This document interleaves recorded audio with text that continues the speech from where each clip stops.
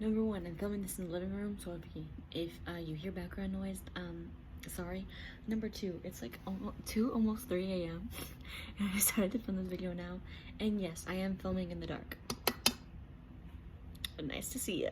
It has been a hot minute, guys. How's it going? Number one, Happy New Year, Happy 2020. Number two, we moved out of my uncle's place and into our own again. Wow. And number three, I graduated. Life has just gone really fast, full speed ahead. So I just thought I'd say that little update before we get started. Today, this video is gonna be me ranting about my favorite movies that are very low rated on Rotten Tomatoes. Now I know Rotten Tomatoes isn't really a credible source, and so with critics you can take a little grain of salt, you know, you don't have to take it seriously. So seeing these, I'm actually a little bit offended, you know, because these are childhood gems, and yes, nostalgia is gonna play a big factor in why I like these movies. So yes, this list is biased, but do I care? No, the answer is no, I don't care. I have my little 2-in-1 laptop here with a list of all my favorite movies. I think there's about 6 or 7 movies on here. So without further ado, let's get started. The first one, it's from highest to lowest. I keep forgetting to say that. From the highest rated to the lowest rated. Okay, so here we go. Number one, Frankenthumb. Technically, it shouldn't be on this list because there's no like critic score on it, but there is an audience score and it's 63%, which isn't that bad compared to the other ones on this list, but still I think it deserves more credit than that. Granted, it is only like 30 minutes long, and I realized while researching for this video that you can literally type in Frankenthumb into YouTube and the entire thing is on YouTube, so if you want to watch it for yourself you can. Basically take the Frankenstein like storyline and amp it up by 10 and then just make it thumbs. It's pretty self-explanatory. I love it because it is literally a masterpiece. It is so funny, it makes me laugh so hard. If you want like a quick little film to put on before you go to bed to get you into good spirits, or you just want to show something weird to your friends, say, hey, have you ever thought about Frankenstein but thumbs? Bam, that's how you get them intrigued. My favorite character out of the whole thing is the Italian guy. I don't even know if he has a real name, like if his name is said anywhere during the film, but even though he's not really a main character, he just makes the entire film for me. And if you haven't watched it yet, you should. It's a beautiful day. Okay, Jenny, you will be careful now, okay? Daddy, are you Italian? Yes! The next movie is something that I'm actually really offended that has a low score. I don't know why it does. Clearly, critics are tasteless. Chicken Little. Chicken Little has 37% on Rotten Tomatoes. I am just as shocked as you guys are. For those of you who don't know, or have never watched it, Chicken Little is actually on Netflix right now, so if you have Netflix, go ahead and watch it right now. Chicken Little is basically about a little chicken, obviously, and he thinks the sky is falling, and he says the sky's falling, and it causes the town to go into like a panic, and then he's like basically the town clown because he obviously the sky doesn't fall, and so everyone's making fun of him, and then he tries to rebuild his reputation, but it's always really hard, and then he finally does, but then the sky falls again. So now he has to try to convince everyone that the sky is falling, basically, including his dad. Why I love this movie, to be honest, is number one, nostalgia. For my 5th birthday, it was we did like a scavenger hunt type thing, and like one of the things I found was a DVD of Chicken Little, and then we watched it and ate cake. It's really special to me. It's just like, how can you hate on an animated chicken? I don't understand. If you just want a feel-good, family-friendly movie, pop in Chicken Little, and you've got yourself a masterpiece. Everyone run for cover! SOS! Mayday! Mayday! Code Red, duck and cover! You're all in danger! Next one is Ernest Goes to Jail. The summary of Ernest Goes to Jail is there's this person in jail who looks like Ernest, and Ernest.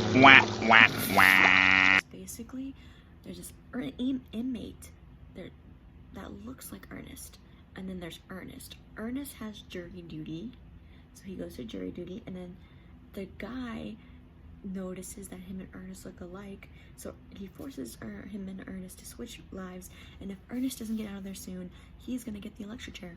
I understand why this movie would be considered bad. I showed it to my friends one time, and now they don't let me choose movies anymore. They said it was bad, but honestly, I think it is really funny. Like, I don't know, there's something about it.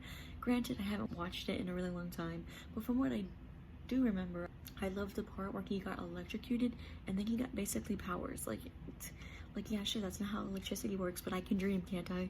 I just think that this movie deserves better. I came, I saw, I got blowed up. Speaking of movies that deserve better, let's talk about my next choice. My next one is Clifford. It has a 10% on Rotten Tomatoes. Not Clifford the Big Red Dog, Clifford. This movie has Martin Short. You might know him from Three Amigos. Basically, Clifford is obsessed with this place called Dinosaur World, and he has an uncle who works for Dinosaur World, so he somehow, I'm not gonna tell you how, gets to live with his uncle and tries to desperately get to Dinosaur World. And then laughter ensues. It is the best movie ever. It is so funny. All these movies I say are funny, and maybe I have a weird sense of humor, but I kid you not, I can watch this movie over and over and over again. Comedic geniuses, I tell you, and I don't understand why Clifford has such a bad rating. It is still iconic to this day, and I will stand by it. The same friends that I showed Ernest Goes to Jail to watched this movie, and they liked it. So, if you're gonna take any of my recommendations, please choose Clifford. Please, I feel like it's underrated. Clearly. Night to you. Good night, sweet Sarah. May all your dreams be pleasant ones. And the rainbow arches. Come on, sweetie. Time to go to bed.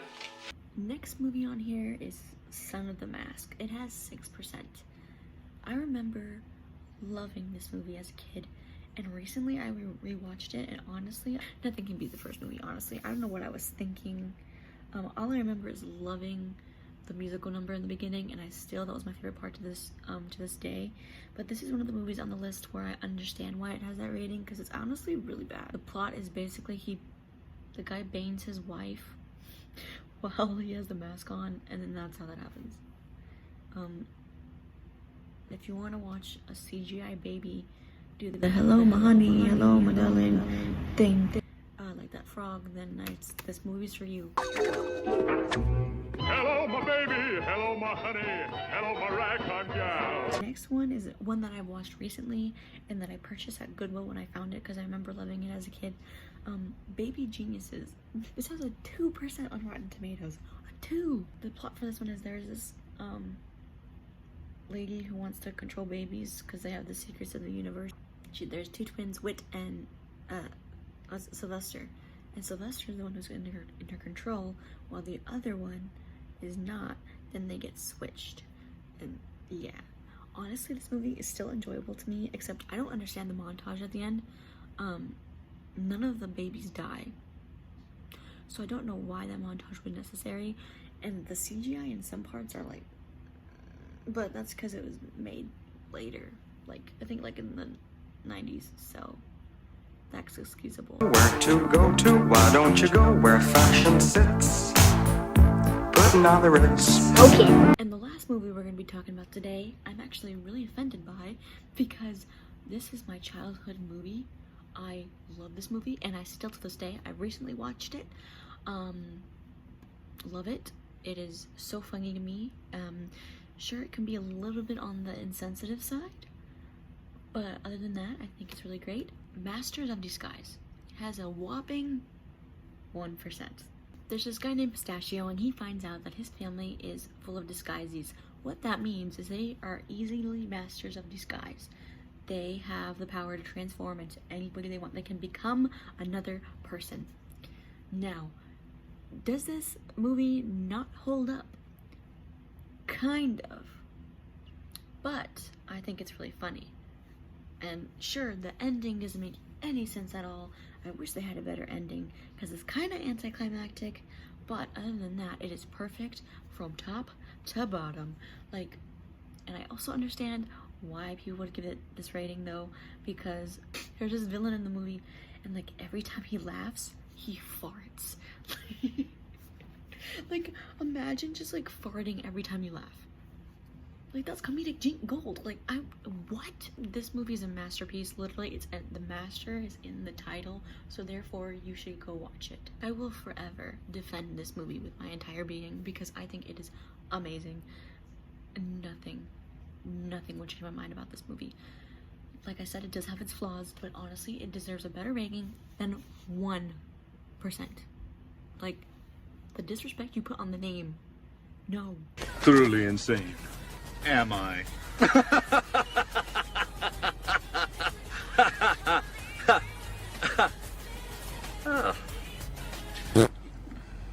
all I got. Let me know if you guys watched any of these movies on my list, and if you're just as surprised as I was when I found out that some of my favorite movies actually suck. Maybe I just have a bad taste in movies. But I refuse to believe that, so in conclusion, the critics are wrong, not me. Just saying. Give this video a big thumbs up if you enjoyed, subscribe for more content below, and I'll see you guys next time. Bye!